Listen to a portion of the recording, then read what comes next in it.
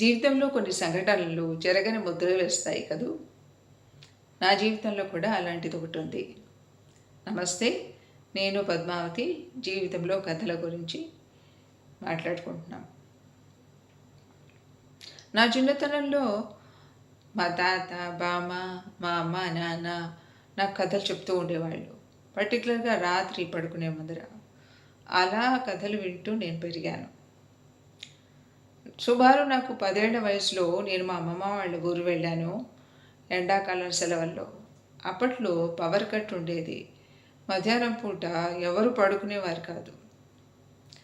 అందరూ భోజనాలు కాగానే కూర్చుని ఏదో ఒక పని చేస్తూ ఉంటే ఎవరో ఒకళ్ళు కథలు చదివేవాళ్ళు. ఆ కథలు వింటూ కాలక్షేపం చేసేవాళ్ళు. వాటి గురించి చర్చించుకుంటూ ఉండేవాళ్ళు. ఒకరోజు మా అక్క ఒక కథను చదువుతాం మొదలుపెట్టింది. మా అమ్మమ్మ చాలా ఎమోషనల్ ఫీల్ అయ్యారు. నాకు ఆశ్చర్యం వేసింది. అంత పెద్ద ఆవిడ, అంత అనుభవం ఉన్న ఆవిడ అంత చిన్న కథను వినడం వల్ల ఎందుకంత ఎమోషనల్గా అయ్యారు?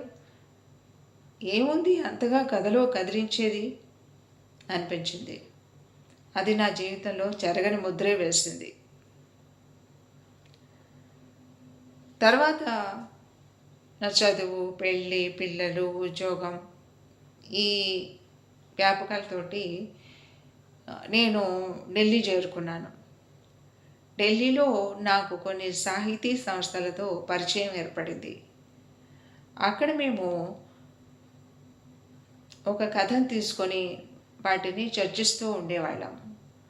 ఆ చర్చ వలన నాకు కథ అంటే ఏంటి, కథ ప్రయోజనం ఏమిటి, సమాజాన్ని కథ ఏ విధంగా అర్థంలో చూపిస్తుంది, సమాజానికి ఏ విధంగా మెసేజ్ ఇస్తుంది, స్ఫూర్తినిస్తుంది, వ్యక్తిత్వం ఏర్పడడానికి కూడా కథ ఎలా దోహదపడుతుంది, ఇవన్నీ నాకు అర్థమవుతూ వచ్చాయి.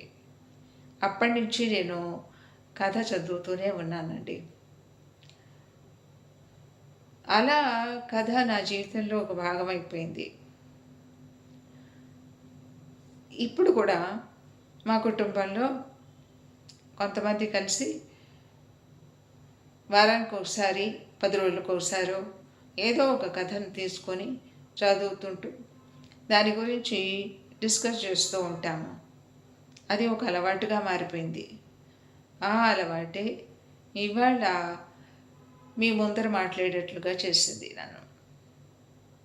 మీకు కూడా ఇలాంటిది ఏదైనా అనుభవం ఉందా? ఉంటే కామెంట్ చేయండి. ధన్యవాదాలు.